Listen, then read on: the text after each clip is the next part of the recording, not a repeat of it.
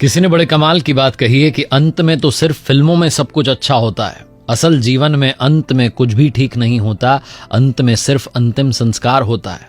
इसलिए जो ठीक करना है वो अभी इसी पल में कर लो। आपके साथ मैं हूं आरजे कार्तिक, माय एफएम से। एक बड़ी छोटी सी कहानी। एक राजा ने अपने दरबार में अलग अलग देश के राजाओं को बुलाया, एक बड़ा उत्सव रखवाया और अपने गुरुजी को भी बुलाया।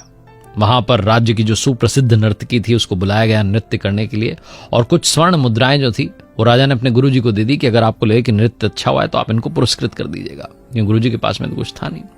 पूरी रात नृत्य चलता रहा और जब सुबह ब्रह्म बेला आई तो ब्रह्म बेला में वो जो तबले वाला था, जो संगीत दे रहा था, वो ऊँघने लगा, उसको नींद आने लगी और नर्तकी नाचती चली जा रही थी। जब उसने देखा कि तबले वाले को नींद आ रही है, ऊँघ रहा है, तो नर्तकी ने अपने तबले वाले को आगाह करने के लिए, सतर्क करने के लिए एक दोहा पढ़ा।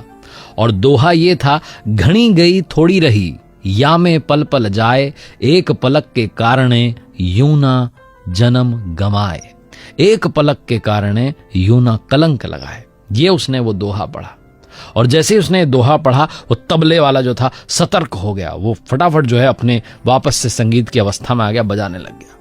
और जैसे ही उसने दोहा पढ़ा, जो राजकुमार था वो दौड़ के आया, राजा का जो बेटा था, युवराज था, उसने आकर के अपना जो मुकुट था उस नर्तकी के चरणों में रख दिया, बोला ये तुम्हारे लिए मेरी ओर से।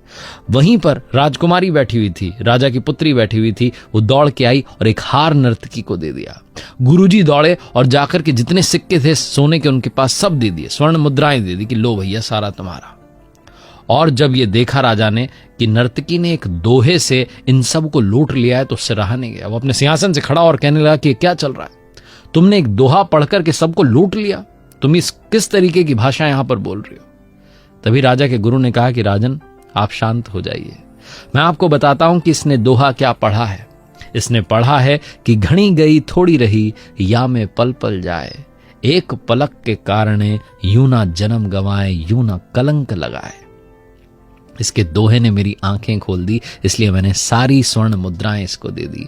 मैं मूर्ख था जो यहां चला आया, आपके कहने पर यहां चला आया और पूरी रात नर्तकी का नृत्य देखता रहा, जबकि पूरी उम्र मैंने साधना की है, भगवान की भक्ति की है, और ये अंत में जो थोड़ा सा रह गया है जीवन, इसमें मैं कलंक लगाने चला था। मैंने सारी स्वर्ण मुद्राएं इनको दे दी, अब मैं कमंडल उठाकर वापस अपनी साधना करने जंगल में जा रहा हूं। गुरुजी वहां से निकल लिए।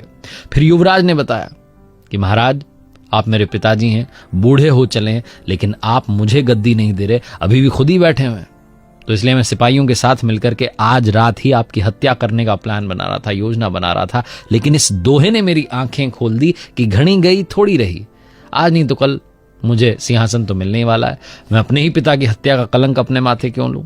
इसलिए मैंने विचार त्याग दिया और अपनी ओर से मुकुट इनको दे दिया।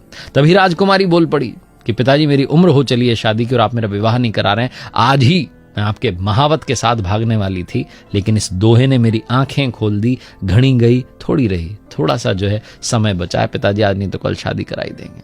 जब राजा ने ये सब सुना तो राजा ने कहा कि बेटा मैं तुम्हें अभी इसी पल इस राज्य का अगला राजा घोषित करता हूं। और बेटी से कहा कितने सारे राजकुमार आए हुए हैं, अपनी पसंद के राजकुमार के गले में वरमाला डाल दो।